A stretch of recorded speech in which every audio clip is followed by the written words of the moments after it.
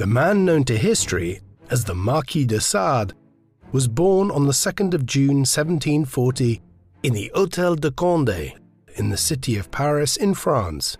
His full Christian name was Donatien Alphonse François de Sade. His father was Jean-Baptiste François Joseph de Sade, Marquis or Count de Sade in the French minor nobility. The de Sade family was of the ancient aristocracy, able to trace their lineage back to the High Middle Ages over 5 centuries earlier. Consequently, Jean-Baptiste had obtained a number of senior governmental positions during the 1730s as both a military commander and a diplomat. Donatien's mother was Marie-Éléonore de Maillet de Calman. She came from an even more esteemed branch of the French aristocracy that was a junior branch of the Condé family. The princes of Condé were some of the most senior aristocrats in France during the 17th and 18th centuries. It was owing to her background that de Sade was born in the Hôtel de Condé in Paris.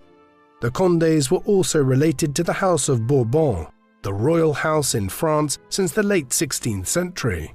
As such, de Sade was distantly related to King Louis XV, the ruler of the country from 1715 to 1774. His family ties would ensure that de Sade escaped punishment for many of his misdeeds in the 1760s and 1770s as he grew older, but also that he acquired a public notoriety which might have been avoided had his family been more obscure. Donatien spent his first years growing up in Paris, often at the Hôtel de Condé, where he was born and where his mother served in the household of the Condé family during a period of transition as Prince Louis-Joseph became Prince of Condé in 1740, when he was little more than an infant, right around the time Donatien was born. De Sade and the Prince of Condé were playmates here during the early 1740s, though the relationship became tempestuous. It is believed that Donatien may have struck Louis-Joseph at some point in 1744. A brawl between children is perhaps not the worst of crimes, but Donatien had struck a royal prince, and so he had to be punished. He was dismissed from the Hôtel de Condé and sent to live with his grandmother in Avignon in the south of France. A year later, he was then transferred to the home of another relative, his father's brother, the Abbé de Sade. Donatien's uncle was an ecclesiastical lord, though one with a liberal streak, and he was much influenced by him in his youth.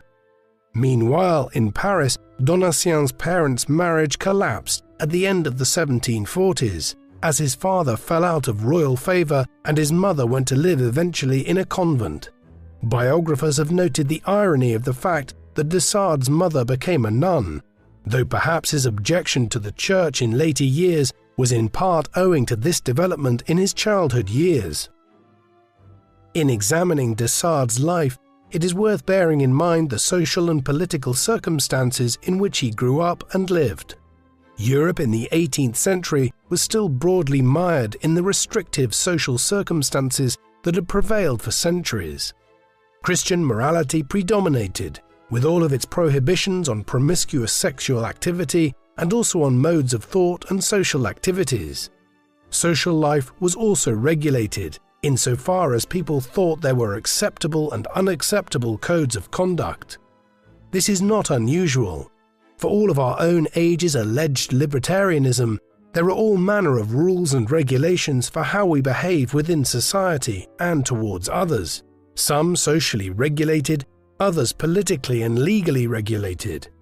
The same was true in de Sade's time, in particular in the realm of pornography and open discussion of sexual activity, things which were not only socially prohibited, but which, it is fair to say, nobody even really considered writing about in a public way. However, de Sade was also living in an age of social and political change. The 18th century was the era of the Enlightenment, when men and women began to question a great many firmly held views about everything from religion and politics to sex and social interaction. This created an environment in which somebody might begin to discuss sex in a more open manner, though, as will become clear, the sexual activity, which de Sade would describe in his work, was of a kind which was deemed to be so depraved that he soon ran into legal jeopardy, and even in our time he is still a very controversial figure. Donatien's relatively sheltered upbringing in the south of France was to change in the early 1750s when he was still very young. In 1750 he was sent to a Jesuit college in Paris. Here he received a good education, but biographers have speculated that he also suffered corporal punishment and possibly even abuse while there. In 1754 he headed to a French military academy. This was a not altogether uncommon avenue for a son of a French noble at the time, and in December 1755, when he was just 15 years of age, he was commissioned into the King's Foot Guard as a sub-lieutenant. France was already at war by that time in North America against the British and their Native American allies. However, this soon expanded into the 7 Years' War in Europe after Britain allied with Prussia and France with Austria in a growing continental conflict over a wide range of disputes. de Sade spent the entire war in service until 1763, when it ended in a stalemate in Europe and a British victory in North America with the transfer of the French colonies in what is now Canada to England. Donatien's military career had been mixed. He was praised by his commanding officers as an intelligent sub-commander, though one who had problems with authority and the chain of command. Not ideal characteristics for a military career. Unsurprisingly, he was discharged from his post when the war ended. Even in these early years, there were difficult elements emerging surrounding Donatien's character. While in the army, he developed a taste for cards and games of chance. Gambling was a perennial problem of the nobility in early modern Europe, and more than a few aristocratic families had been bankrupted and destroyed in France, England, and other regions on the back of a delinquent member running up huge debts and having to sell off their estates. On top of this, de Sade quickly developed a reputation as a reckless spendthrift, spending beyond his means and having a taste for the high life. On the surface, as a distant relative of the royal family, he might have had the money to pay for this, but in reality, the de Sade family were not doing well financially, and his father regularly lambasted Donatien for his excessive expenditure. Combined with all of these was his marked tendency towards what was deemed libertine behavior at this time, a general tendency to disregard the social mores of the day and to ignore the rigorous morals of Christianity, instead showing a dispensation towards atheism and a disregard for social conventions. As much as his father might have tried to correct his son, he ultimately failed, and when Jean-Baptiste died in 1767, Donatien succeeded to the resources that came with becoming the Marquis de Sade at just 27 years of age. By the time Donatien became the Marquis, he had been married for several years. Back in 1763, as the 7 Years' War came to an end and Donatien was discharged from the military, his father organized an arranged marriage for him. The prospective bride was Renée Pélagie de Montreuil, a member of another French noble family, though one whose financial circumstances were much better than the de Sades. Donatien's father had hoped that the marriage would both improve the family's financial affairs through a large dowry and also set the future Marquis on the straight and narrow. Donatien was unenthused by the prospect. He already had a lover in the early 1760s, Laure de Loris, though she eventually rejected him. It is unclear if the venereal disease he began to suffer from around this time was a byproduct of their fling. In any event, he eventually agreed to marry Renée Pélagie, doing so on the 17th of May 1763, after the king had given the union involving his distant cousin the royal blessing. Initially, the marriage was a relatively stable one, and over time they had 3 children, Louis, Donatien Jr., and Madeleine, born respectively in 1767, 1769, and 1771. However, even by the time the eldest, Louis, was born in 1767, de Sade had grown weary of his wife's Catholic moralizing and the marriage was strained.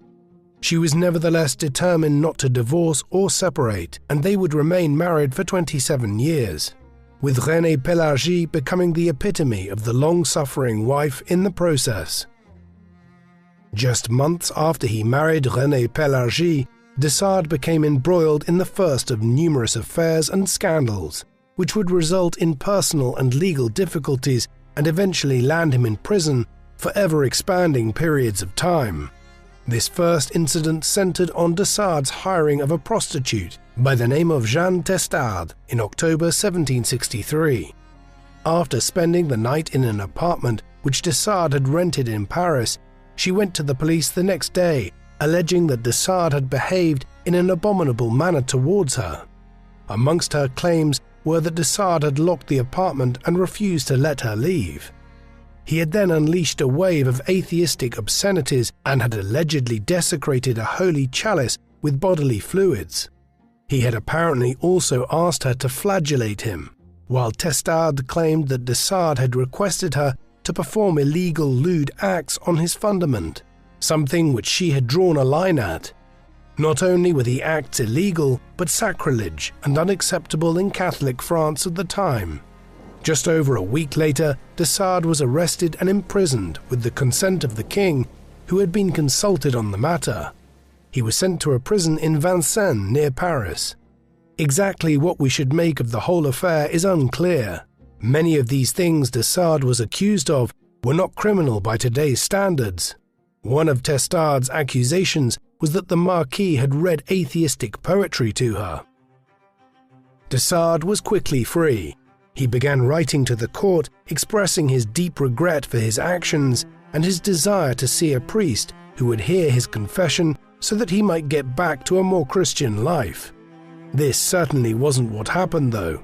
Released through the intervention of the king after just a few weeks, de Sade left Paris thereafter and spent much of the mid-1760s living between a property owned by his wife's family in Normandy and one of his own family's chateaux in the south of France.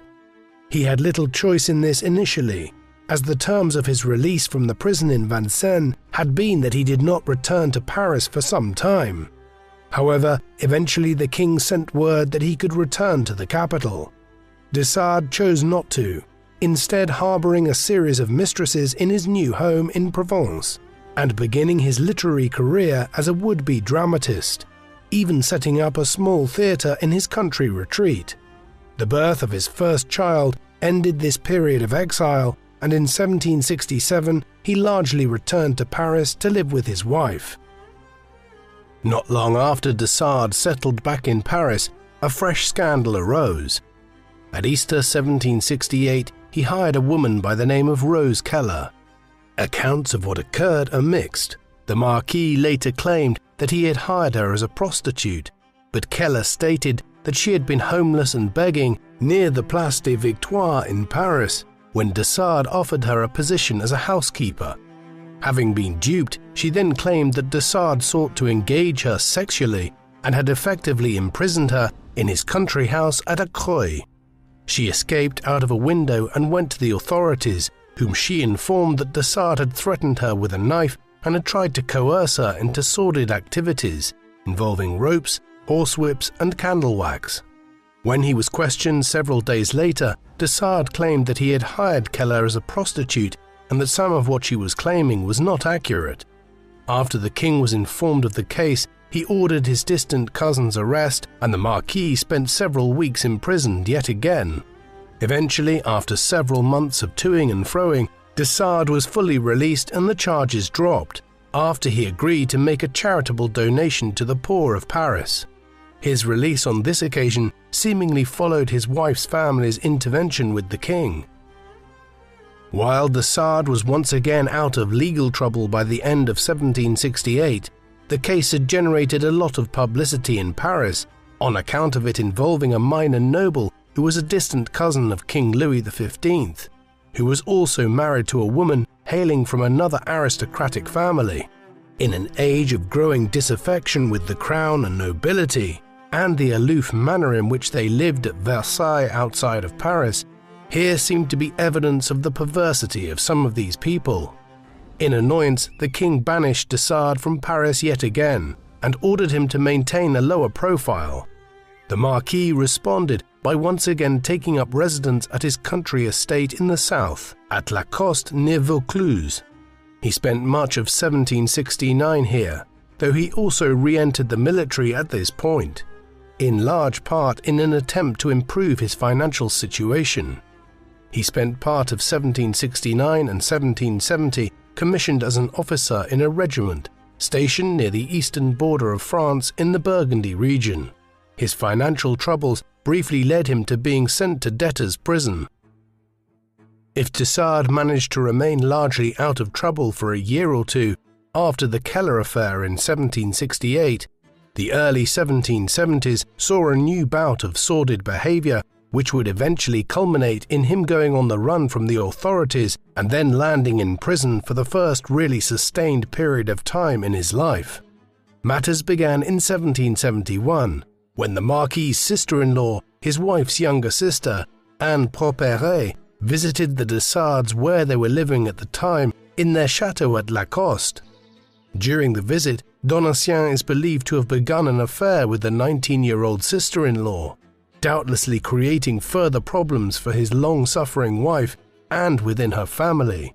At the same time, de Sades' literary and cultural ambitions were evident during this time as he established a small theatre at La Coste and began to stage plays there, while also writing himself. Here was the mix which would characterize the rest of his life: literary ambitions walking hand in hand with personal turmoil.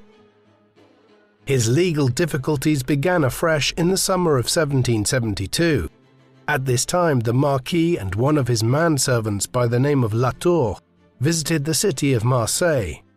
The trip was ostensibly to acquire some lines of credit to aid the de Sades in their difficult financial circumstances at La Coste, or at least this is what de Sade told his wife he was visiting the southern city for. In reality, de Sade organized elaborate acts of depravity with multiple persons while there. For the purposes of this, de Sade had Latour hire the services of 4 women. What followed apparently involved group copulation and the use of implements for the purpose of heightening physical arousal. Lewd acts involving the fundamental orifice, which was a crime at the time in France, may also have been involved, though the details were disputed. What created a problem was that de Sade had seemingly introduced some cantaridine into the mix, a substance which is secreted by the blistering beetle and which is more commonly known as Spanish fly. It was used extensively as an aphrodisiac in early modern times, but can be poisonous and extremely harmful if used incorrectly. In the aftermath of the event, one of the prostitutes by the name of Marianne became very ill, and a second, Marguerite, filed a report with the local magistrate in Marseille. Thus, after remaining largely out of trouble for 3 years after the Keller scandal in Paris back in 1768, de Sade once again found himself under investigation. As with previous scandals, de Sade's Montreuil relatives tried to intervene to stop details of the incident becoming widely known, and to keep Donatien out of prison. One might ask why. The simple reason would seem to be that for all his mistreatment of her, de Sade's wife remained committed to their marriage, perhaps partly for the sake of their growing family and her Catholic unwillingness to divorce, but also because, for all his flaws, de Sade was believed to have been charming in some respects. One modern study has argued that part of this was owing to his unusual personality. He was a figure who seemed to be interested solely in the personal domain, when so many men of the French nobility were obsessed with public affairs. Whatever the reasons, it led Renée Pelagie to stay with him for far longer than she should have, even dropping goods off for him multiple times a week when he was in prison throughout the 1780s. In 1772, it led her to yet again intervene, to have her family pay off the prostitutes involved in the scandal in Marseille to drop their charges. They did so, but the case had come to public attention and the magistrates in the city decided to continue the investigation. While in September 1772, the people of Marseille executed straw effigies in the city centre which were meant to represent de Sade and his servant Latour, an indication of public revulsion at the scandal. The next 2 years were chaotic in de Sade and his wife's lives. The Marseille case refused to go away, and as the authorities in the city continued to press for the Marquis' arrest, Donatien decided to abscond abroad to Italy for a time, spending several months living in the Kingdom of Sardinia, which, contrary to its name, was centered on the Piedmont region straddling the modern-day border between France and Italy, the rulers of which had latterly acquired the island of Sardinia as a territorial possession. Warrants were active for de Sade's arrest during this time, and his mother-in-law, Madame de Montreuil, had also turned on him this time, wishing to see the apparent monster that her daughter had married removed to prison. She was petitioning King Louis XV to follow through on imprisoning de Sade for a sustained period over the Marseille charges, but the king died in May 1774 before Donatien could be imprisoned again. The royal warrant against de Sade lapsed thereafter, though his mother-in-law continued to petition the new king, Louis XVI, for the Marquis' arrest. Meanwhile, back in France in the mid-1770s, de Sade began writing a book entitled Voyage d'Italie, or Italian Voyage, based to some extent on his brief period as a fugitive in northern Italy. If there was a pattern to de Sade's behavior in the 1760s, it was one of general quiet for a few years at a time, punctuated by periods of him engaging in certain reprehensible actions which turned his life upside down. By the 1770s, the direct opposite was the case. There seemed to be very few periods in which he was not engaged in one scandalous action or another. In this vein, shortly after the Marseille affair seemed to be behind him and he was able to return to live at Lacoste unhindered, he created another crisis. In the winter of 1774 into early 1775, he saw to it that his wife hired several young women as servants at Lacoste. Given de Sade's behavior over the previous decade, it was no surprise to find that charges soon emerged that the Marquis had engaged in copulation with his new household staff in a sordid party involving flagellation. He was soon being investigated anew by the authorities, this time based out of the city of Lyon. It only added to the growing scandal that one of the servants in question died at Lacoste a few months later.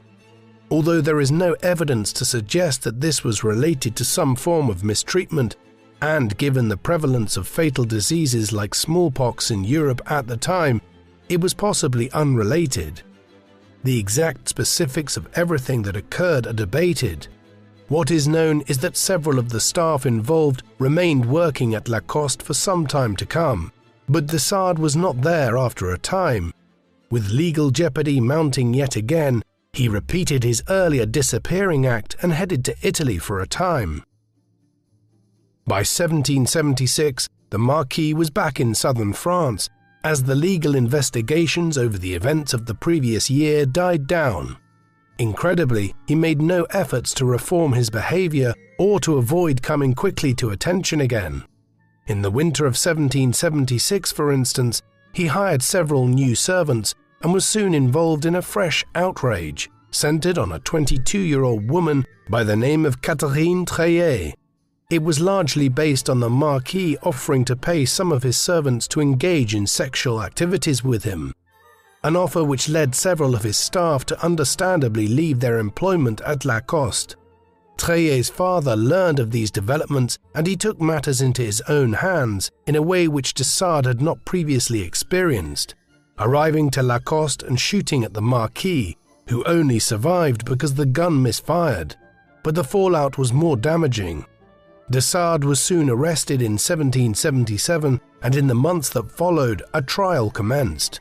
This time the Marquis could not abscond to Italy. Instead, he was held while the trial was proceeding in Vincennes prison, outside Paris, where he had spent several months a decade earlier. Convicted in 1778 of, quote, debauchery and immoderate libertinage, he would now spend the next 12 years in prison. The Marquis's scandalous and criminal behavior had finally caught up with him. De Sade's time in prison between 1778 and 1790 was under better circumstances than was typical of most prisons in the 18th century. He was provided with material needed to write and maintain an extensive correspondence with his family and others. This was especially the case from early 1784, after he was removed from Vincennes to the Bastille prison near the centre of Paris, a prison where his wife was nearby and was able to call regularly. Incredibly, despite the humiliations she had been through over a period of 15 years before he was finally imprisoned for an extensive period of time, she continued to call to the Bastille regularly to drop off packages for him. Resigned to his fate, he became quite productive here, writing with considerable energy and producing plays, treatises and books. The prison authorities at Vincennes and at the Bastille were well aware of his reputation and would have checked the material he was writing. To avoid having his more extreme writings confiscated, De Sade stored many of them in a copper cylinder, which he was able to hide in a crevice in the wall of his cell at the Bastille. De Sade's first major work produced during his imprisonment, and his most well known today, was written in the mid-1780s. 120 Days of Sodom, or The School of Libertinage, is not for the faint-hearted, and if it is read literally, contains some remarkably unpleasant content. The book is set in the early 18th century, towards the end of the reign of King Louis XIV of France, who had died in 1715. In it, 4 wealthy aristocrats representing the nobility, church, the legal system, and the business class in France isolate themselves in a chateau on a mountain in the Black Forest. Their accomplices are 4 women and 8 male attendants. While they have numerous younger victims, the plot, such as it is, revolves around 4 months or 120 days of the aristocrats and their servants inflicting a wide array of torture and humiliations on their victims, ranging from corporal punishment, coprophilia, and much worse besides. Many of those involved are murdered, while acts of group copulation occur amongst the aristocrats intermittently. The events at the chateau culminate in part 4 of the book in the 4th month of its narrative, February, with some of the aristocrats murdering some of their own daughters and family members. The content of the book is shocking, even today, but as we will see, it has been reconsidered over the 2 or more centuries since it was written, to focus more on what De Sade was trying to say about society at large and people within it through its violent allegories, rather than as a literal promotion of the activity he was describing. 120 Days of Sodom was just one of the numerous works which De Sade composed while imprisoned throughout the 1780s. The others are often far less graphic and controversial. A good example of this is the Dialogue Between a Priest and a Dying Man, written around 1782. It is written in dialogue form, a common literary form of the early modern era, and is essentially a study of the growing atheism and libertinism of 18th century France. Another well-known work of his from these years is Histoirette, Contes et Fabliaux, translating as Small Histories, Tales and Fables. This consisted of 25 different short stories of varying length. One, The Mystified Magistrate, is lengthy enough to be considered a novella of a kind. The story here revolves around a judge who is due to marry a woman who is simply marrying him for social advancement. The action concerns a series of efforts made by the prospective bride's brother-in-law to undermine the judge and prevent the wedding. Again, there are elements to some of these stories which are unpleasant, but some are explicable as efforts by De Sade to condemn sections of French society. The Marquis was surely toying with the judge who is central to The Mystified Magistrate as a form of literary therapy, condemning on the page a legal official as a way of working out his rage at the French legal system, which had sent him to prison. How these writings of De Sade should be analysed has been a subject of intense debate over the years. Some scholars have dismissed them as vile pornography, the product of a quasi-deranged mind that viewed torture and worse besides as acceptable topics for depiction. Others have in turn dismissed these criticisms and argue that de Sade's work has to be viewed more as allegory, and that in presenting absurdist or outlandish stories, he was actually trying to reflect on the absurdity of society. In this light, it should be noted that the 4 central characters of 120 Days of Sodom are meant to represent the tiers of French high society: the aristocracy, the church, the judiciary, and the mercantile and banking class. It is held that de Sade was effectively satirizing the depravity of the elites of France prior to the French Revolution through an outlandish account of what they got up to behind closed doors. There were precedents for writing in this absurdist strain to highlight political and social issues.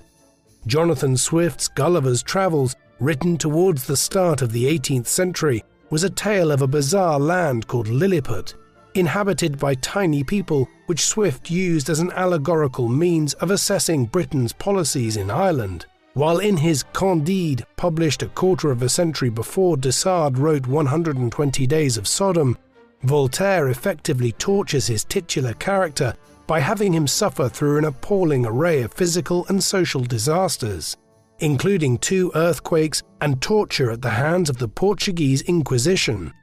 As such, de Sade was writing within a well-established absurdist and satirical tradition during the Enlightenment.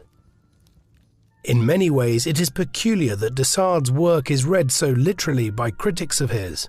Consider the fact that de Sade was writing just a few decades before the Germanic folklore revival in Germany and Scandinavia saw writers like the Brothers Grimm begin to compile compendia of what we call fairy tales today. Some of the tales they presented are actually quite shocking. In the tale of Snow White, the huntsman is instructed to take Snow White into the woods and kill her, before bringing her organs back to the evil queen as evidence that he has murdered her. In another Grimm Brothers story, The Juniper Tree, a woman kills her son before cooking him in a stew and serving it to her husband. Barely concealed innuendos abound throughout tales like Rapunzel, and there are passages of the original Cinderella where, in an effort to make the slipper fit on their feet, Cinderella's stepsisters cut off their own toes, and in Hansel and Gretel the action centers on a witch who is a cannibal. However, despite these shocking scenes, the tales collected by the Brothers Grimm have become central to the stories told to children in modern times and the core of Disney's 20th century film output. The reason is that nobody reads them and thinks that the Brothers Grimm were actually advocating the things that happened in the stories. The difference with de Sade is that people are conflicted as to whether or not he was condoning and promoting the behavior he described, or whether books like 120 Days of Sodom should also be read as allegory or satire of a kind. Of course, in any such evaluation of de Sade's intent, his own personal conduct comes into consideration. The Brothers Grimm, for all that they might have liked collecting and editing shocking tales of violence in the woods of Germany, were 2 fairly upstanding middle-class academics. The most controversial thing they ever did was to join a protest at the University of Göttingen against some constitutional changes in the Kingdom of Hanover in 1837. In contrast, de Sade was implicated in numerous sexual scandals and spent much of his life imprisoned. Owing to this, critics of de Sade's writings have tended to suggest that he wasn't just writing about sexual depravity as a means of critiquing French society, but was describing his own perversions and thoughts. Even here, though, there is a debate. For all that he was mired in scandal and spent much of his life imprisoned, de Sade didn't engage in many of the crimes that he described. Though admittedly he was fond of prostitutes, engaged in sadomasochistic behavior, and by any modern standard breached many people's boundaries and rights, his activities also involved teenagers. However, while it is not to defend him, it should also be noted that the understanding of the age at which people reached sexual maturity differed considerably in early modern times. Marie Antoinette, for example, was just 14 years old when she married the future King Louis XVI in 1770. Indeed, the things which the authorities were most concerned with in de Sade's behavior were his engagement in sordid acts and his general atheism and immorality. However it is assessed, it should be noted that the wanton acts and murder which he described in his writings can't be attributed directly to him in real life. Analysts of de Sade's personality have suggested he was an ESTP type on the Myers-Briggs Personality Type Indicator. ESTP stands for extroverted, sensing, thinking and perceiving. De Sade was certainly extroverted, though his extroversion more often than not had fairly harmful consequences. ESTP personality types often engage in risky behavior, but are good at escaping consequences by thinking and arguing their way out of their predicaments, characteristics which certainly fit to some extent with de Sade's life in the 1760s and 1770s, until he was sent to jail for a prolonged period. At the same time, it could be argued that he managed to escape extensive punishment for so many years simply owing to his privileged position within French aristocratic society. There were also other elements to him. As we will see shortly, the Marquis eventually ended up in an insane asylum. This was broadly the result of a society that had no real understanding of psychology from a clinical perspective, and which shoehorned people with all sorts of psychological maladies into their one-size-fits-all definition of being insane. That said, it also seems clear that he was prone to bouts of depression and severe mood swings, which exacerbated his tendency to mire himself in scandal. De Sade's circumstances changed dramatically in 1789 as a result of events out in the wider world. The same forces of social and intellectual change which had created a figure like de Sade in the first place were also changing French society. In 1789, King Louis XVI had convened the Estates General, the French Parliament, for the first time in 175 years in order to acquire a financial subsidy from the French political nation as a means of escaping from an economic crisis which had enveloped France. As is well known, matters slipped quickly out of the king and his government's control once the Estates met at Versailles, and the parliamentarians quickly took over the government in the start of what became the French Revolution. The revolutionaries were committed to changing French society in a host of different ways, in line with the ideals of the Enlightenment. Everything from the French calendar to the system of weights and measurements in the country was changed during the course of the 1790s. A new approach to those who were imprisoned prior to the revolution also opened up, one in which individuals like de Sade, who had been imprisoned under the old regime of king, nobility and church, were suddenly released from prisons across France. De Sade's release was not immediate. He remained under detention in the Bastille prison in Paris. In fact, his few liberties there were further restricted when he was informed in June 1789 that he would no longer be able to walk outside in the yard, as the prison guards were wary of the tense revolutionary atmosphere in the streets of Paris. De Sade responded to this development by shouting out of the windows of the prison that the warders inside the Bastille were killing the prisoners. Fearing a riot, the guards then had de Sade sent to the Charenton asylum at Saint-Maurice in the suburbs of Paris. Consequently, he was not in the Bastille when the prison was stormed by the revolutionary mob in Paris on the 14th of July 1789. The event was significant, as de Sade's revised and completed copy of 120 Days of Sodom had been left behind in the Bastille when he was moved, and he believed it had been destroyed and otherwise lost when the prison was attacked. It would not be published until 1904. Meanwhile, de Sade did not have to remain at Charenton for long. In the spring of 1790, as the revolutionary overhaul of French society continued, he was placed on a list of those to be released. In early April 1790, he walked out of Charenton a free man. Peculiarly, one of the first things to happen after de Sade was released from prison in 1790 was that his wife sought a divorce. She had not sought one during all his years in prison and had actually remained loyal to him in some senses. The possibility of a return to the chaos of the 1770s, though, appears to have been too much for her, and in September 1790 they legally separated. In the new spirit of the revolutionary period, de Sade was somewhat rehabilitated following his release, as many of the views which he had espoused on atheism and sexual license became less controversial. He intended to fully capitalize on this, reinventing himself as a man of letters and attempting to launch his literary and dramatic career. This included staging his play Oxtian in Paris in the autumn of 1791.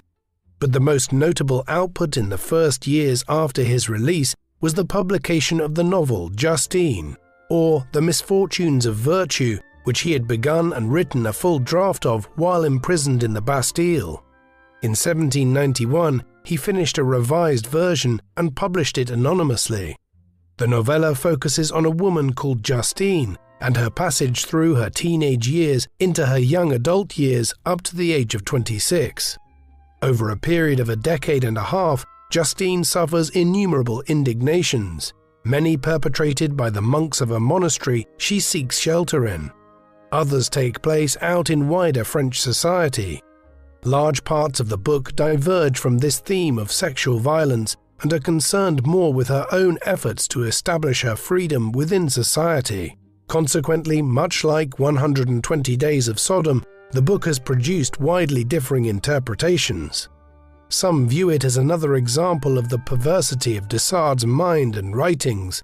Others have argued that the novella is actually a story about the many horrors of French society, in which de Sade presents Justine as the heroine, who eventually breaks free of her many oppressions.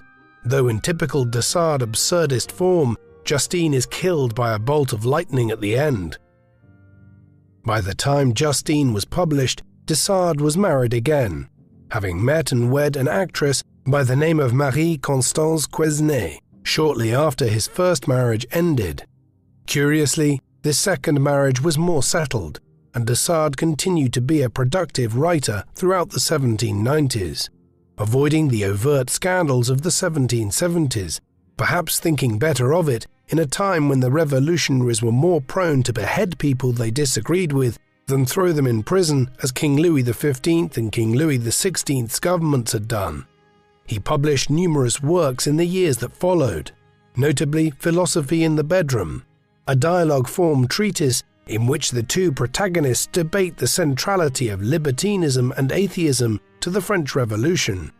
An expanded version of Justine was published anonymously in 1797 as The New Justine, while at the end of the decade he produced a collection of short stories entitled Crimes of Love. By then, many were aware that several scandalous publications which had appeared anonymously in print in France in the 1790s were the work of the infamous Marquis, and unrest was once more beginning to build up around him. The last months of the 18th century saw events occur in France as a whole, which, as with those which had occurred in 1789, would have implications for de Sade's freedom and the course of the remainder of his life. While the revolution 10 years earlier had ushered in a period of reaction against the old order, which had conspired to make the Marquis a free man in 1790, in November 1799, Napoleon Bonaparte, a Corsican general who had risen to immense popularity in the Republic on the back of his victories in Italy in 1796 and 1797, seized power in Paris in a coup. He now set up a dictatorship in all but name, known as the Consulate, with himself as first consul of France. One of the major decisions Napoleon took was to reverse some of the social changes which had been initiated under the revolutionaries during the 1790s. For instance, it was Napoleon who reached a rapprochement with the Roman Catholic Church after years of revolutionary attacks on Catholicism.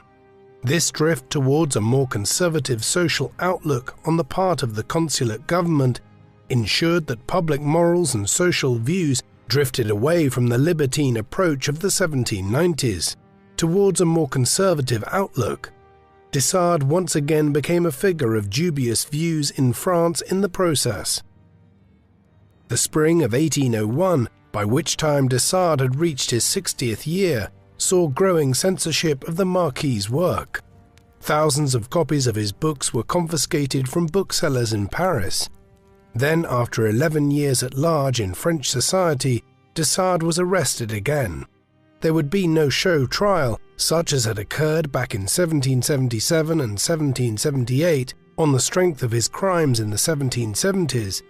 Instead, de Sade was initially held under the pornography laws active in France at the time, and additional charges were added in the weeks that followed, culminating in the Marquis being declared insane. He was sent initially to Bicêtre Hospital in the south of Paris, an asylum which had variously functioned over the past century as an orphanage, a prison, and then a hospital for the mentally ill. In the 1780s, it was viewed as the most notorious of all the prisons in France, and its reputation had clearly not improved by 1801. De Sade's wider family petitioned the government for his removal, and so he was sent to the Charenton asylum, where he had spent the last months of his initial prolonged period in jail back in the second half of 1789 and into early 1790. De Sade would spend the remaining 13 years of his life at Charenton. Life for de Sade at Charenton over the 1800s and early 1810s was certainly not as bad as might have been the case in other prisons or institutions. One of the products of the scientific revolution and the Enlightenment was an attempt to understand mental illness and psychological maladies in a more scientific fashion, rather than attributing them to some sort of divine judgment against the afflicted. Consequently, there were growing efforts to treat those who were psychologically disturbed in a more humane fashion, and the director of the asylum, the Abbé de Coulmiers, ran the asylum in a liberal fashion. The result of this for de Sade was that he was given materials with which to continue to write and direct plays there. There was even a theatre with seating for scores of guests built at the asylum in 1805, as the abbé conjectured that pursuits such as acting or viewing plays might be therapeutic for the inmates at Charenton. There were issues from time to time, mostly from the authorities in Paris, who pressured the abbé to be less lenient on de Sade, and on at least one occasion he was placed in solitary confinement for a time in the early 1810s. But for the most part, de Sade was given a remarkable degree of liberty to write at Charenton during the last 13 years of his life. Whatever one might think of them, there is no doubting that there were a lot of works produced during the 1800s at Charenton by de Sade. Les Journées de Florbel, for instance, was seemingly a 10-volume work. We have, though, no idea what it might have been about, or how extensive those volumes were, as de Sade's copies were seized in 1807 after a crackdown on de Sade's literary activities, and another copy was destroyed by his eldest son several years later. Several of the works he produced in those years were plays. Others were novels. One was the Marquis de Ganges, based on the true story of the murder of Diane Elizabeth de Rossin, a noted beauty of 17th century France. The novel diverged from de Sade's usual style, instead being more of an early example of the Gothic novel, which was to be popularized in years to come by Mary Shelley and others in England, and by Edgar Allan Poe in the United States. The Marquis de Ganges was completed in 1813. By then, events in the outside world were once again bringing forth the possibility of a change in de Sade's circumstances.